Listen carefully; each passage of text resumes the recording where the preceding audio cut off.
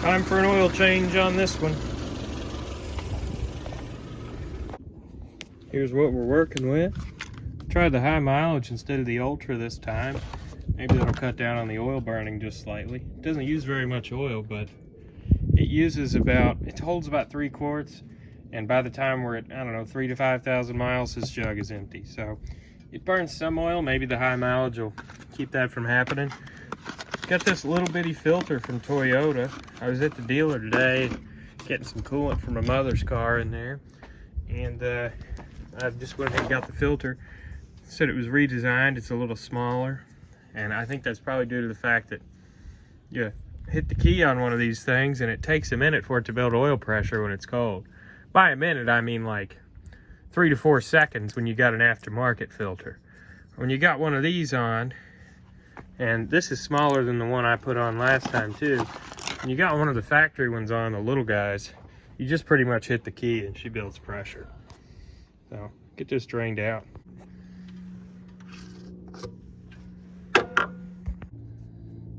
The old 14 ready to go. Super hot. I've been driving it for a while. Let's see if I can not make a huge mess. About the worst drain pan I've ever used. Let's see what we get here. Awesome. Oh, she's overflowing. Uh-oh. No, that'll be fine. Let that drain out. Did decide to get a new little crushy today, so I'm gonna throw him on there. This one's metal, and this one's plastic. I don't know, or foam. I don't know exactly why, but oh well, we'll give it a try. I also went ahead and got a new crush washer for the fill plug on the transmission. Got to check that once I get her onto flat ground, but I checked the axle seals, they're still holding strong. So give that another check, the fluid level in there. I'm gonna put this in.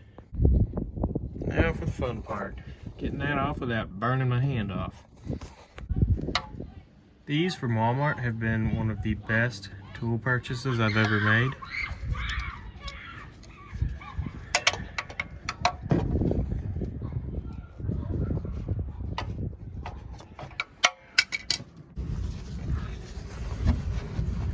Clean the surface off up there. Good and clean. Yeah, that is a decent bit smaller than the one that was on there.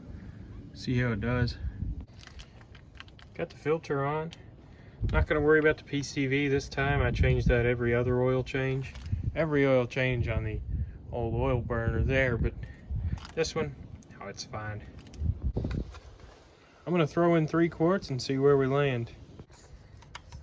I always unplug this guy and crank her for a few seconds to get oil pressure to it and get oil through the filter before I start it. You know, just something to do.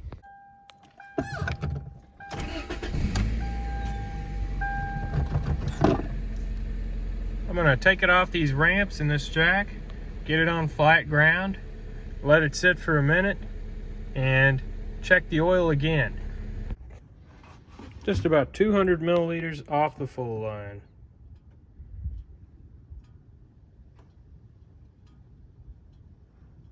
Should do it.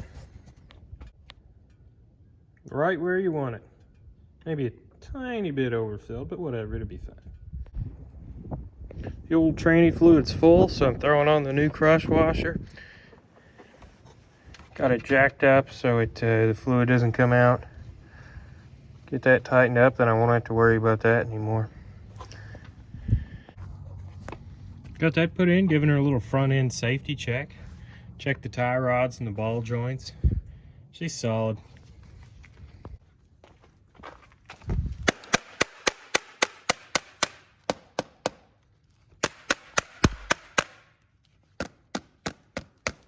Clean. I was sitting up here throwing that video together and I realized, I skipped over some things. It wasn't really meant to be a how-to video, but if you're watching it like a how-to video, some things I skipped over that you're gonna wanna do are, first off, before you put the oil filter on, check on the surface of the engine, make sure the gasket on the old oil filter isn't still up there, and clean that up real good. Then take some oil. Doesn't matter if it's the new oil or the old oil. I always use the new, but it doesn't really matter. Put it on the little rubber ring on the oil filter before you screw it on. Don't tighten the oil filter with anything besides your hand.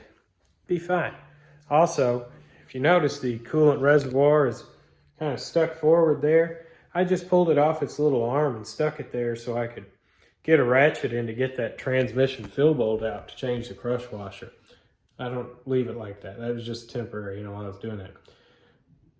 I didn't show myself tightening the drain bolt, but I did tighten it.